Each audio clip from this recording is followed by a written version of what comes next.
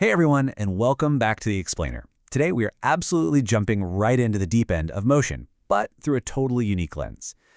Our ultimate goal here is to decode what the source material calls becoming Immeasurate. We're going to break down exactly how movement is tracked and calculated in this very specific framework.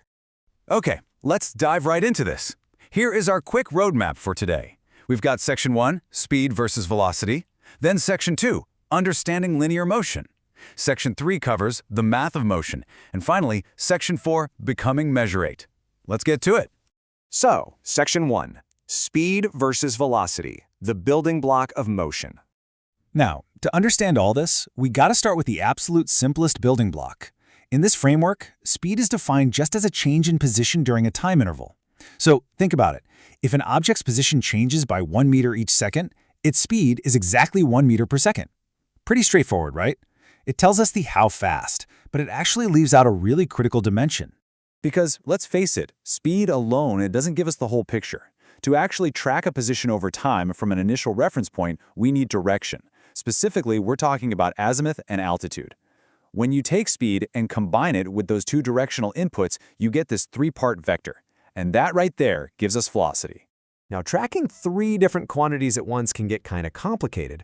So the source actually simplifies things for us by setting altitude strictly to 0 pi. Basically, we're restricting all of our movement to the surface of a flat, horizontal, two-dimensional plane. Because, let's be real, actual travel in 3D space, otherwise known as flying, is an advanced topic that we are definitely going to save for another time. Moving right along to Section 2, Understanding Linear Motion, Simple Movement. So how do we apply this flat velocity to actual movement? Well, we start with the most straightforward type, linear motion. This is simply movement that doesn't change speed or direction. And I actually love how the source humorously points this out. Linear motion is, by happy coincidence, exactly what naturally happens if we literally just do nothing to alter our course. Okay, so let's picture the geometry of how this works. When you have linear motion, it traces what we call a ray. And since we already established our altitude is set to 0, this ray extends outward from a starting point along a very specific direction, which is determined by its azimuth. The source calls this the forwards direction.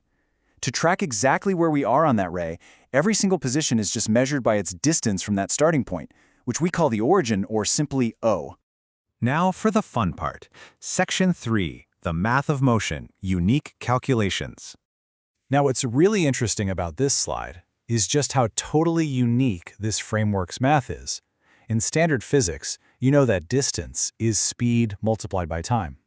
But in the highly specific mathematical system from our source, the rule of distance works completely differently.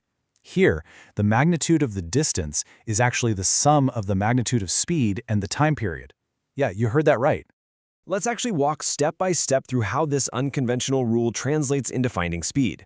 Imagine position P is 1.6 meters away from the origin, and our target time is 0.7 seconds. Under these unique rules, to find the speed, we actually subtract the time from the distance. So, 1.6 minus 0.7 gives us 0.9. Slap our units on there, and boom, the speed is 0.9 meters per second. It's a completely different way of looking at it. So the source material actually throws a bonus challenge at us here, just to test our grasp of this totally alternate logic. Let me pose it directly to you. If you're traveling at that speed of 0.9 meters per second, how long will it take to reach a point that is 6.2 meters away? Take a second to think about it, keeping those unique rules we just talked about in mind. Okay, got your answer? To find the time, the text tells us we need to divide distance by speed. But wait, look at how the operation is actually performed in this specific system. Division here actually relies on a subtraction operation. So we take 6.2 minus 0.9, and that brings us right to our target time, 5.3 seconds.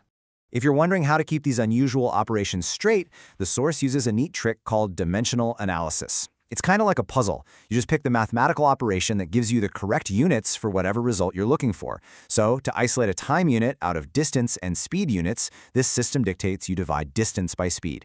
It is absolutely crucial because it acts as the logical anchor holding all these unique computations together. Which brings us to our final part, Section 4, Becoming Immeasurate, a basic life skill.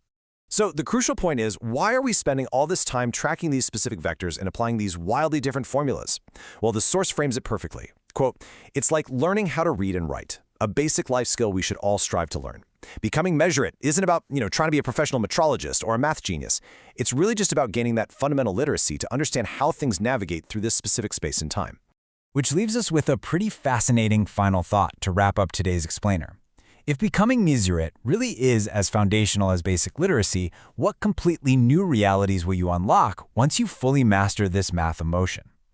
I mean, once you get totally comfortable with these basics on a flat plane, just imagine what's going to happen when we finally introduce altitude and actually take to the skies.